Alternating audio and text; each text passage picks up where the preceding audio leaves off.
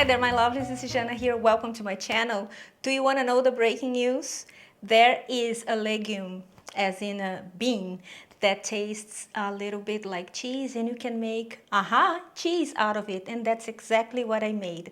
And I was mind blown. My mind was blown away because it was so delicious, a little bit different than everything else I have made before, especially because of the taste. It's super sharp.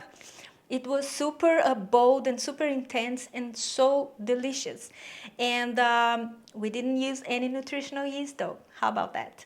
Now, the legume that I was mentioning, it's called lupin or lupini beans. They usually come in a brine like that, already cooked, and they are very high in protein. Most of the carbs are fibers. So delicious, isn't it? So we're going to use this. It's very common in Brazil, Portugal, Spain, and Italy. Some place in the Mediterranean as well. So I want you guys to start incorporating this to your food. I'm going to bring more recipes using the lupin beans in the future, but I wanted to start with the cheese because really, you see. So to make your cheese extra silky and extra smooth, you start by peeling the lupin beans.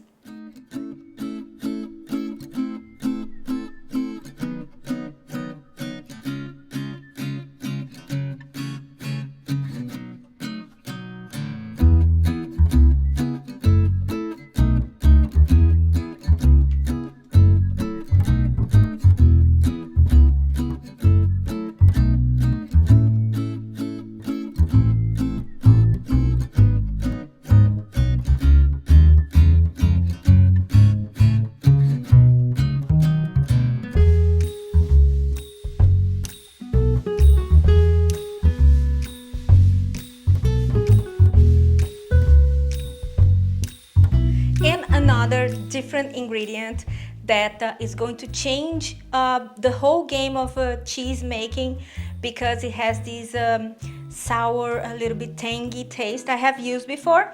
It's the sour starch.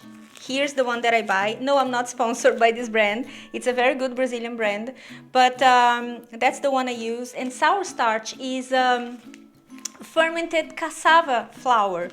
So no, it's fermented cassava starch. So it gives this tangy taste to the cheeses once we add it, and it also makes it stretchable and meltable. Hello, what else could we ask for? So you add 2 tablespoons of the sour starch, and we're going to blend it well. When I mean blend it well, I mean very, very, very well. I want the texture to be very smooth, very velvety. You open and you see, you mix it around. If it takes 2 minutes, you blend it for 2 minutes. If it takes 5, you blend it for 5. If you have those high-speed blenders, even better. I don't, so I had to blend for 5 minutes.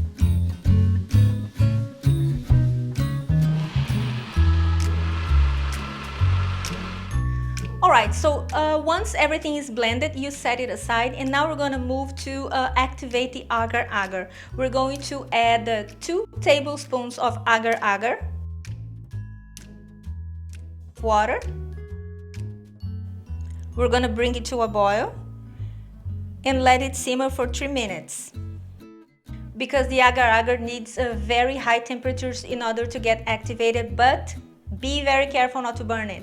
Because if you try to speed up this process, like I'm gonna leave it the heat in the maximum, so no, you're going to burn it. So let it take this time. It needs time, okay? So 3 to 5 minutes. And now we're going to incorporate the blended cheese into the agar-agar, because I also want to activate the sour starch. So you will see that is going to, once you start stirring it, you're going to start to see some clumps forming. Don't worry, that's normal. It will dissolve. That's exactly what is supposed to happen. And then you do it for 2 minutes and turn off the heat and put your vegan cheddar cheese in the mold, and it's going to blow your mind.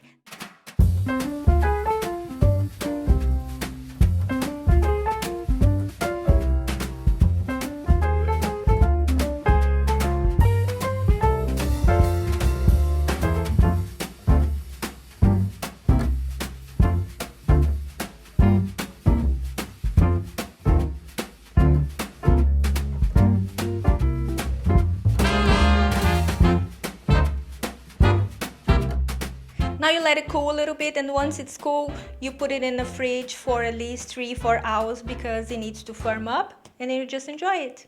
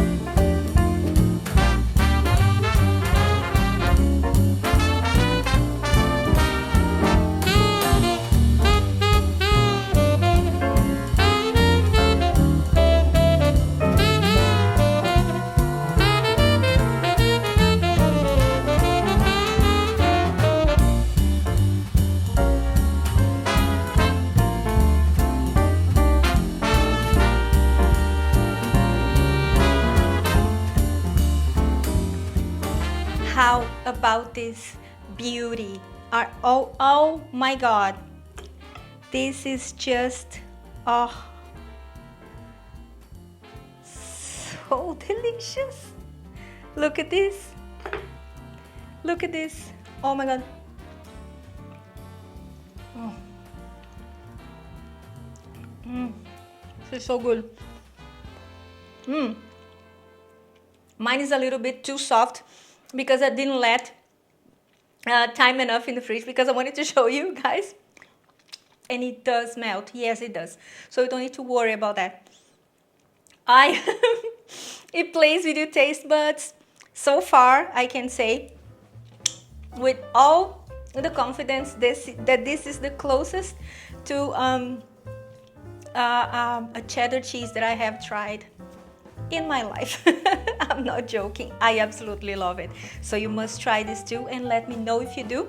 And apart from that, have a wonderful week. Don't forget to follow me on my social media as well, and give this video a thumbs up, and I see you next time. Take care of each other. Bye bye.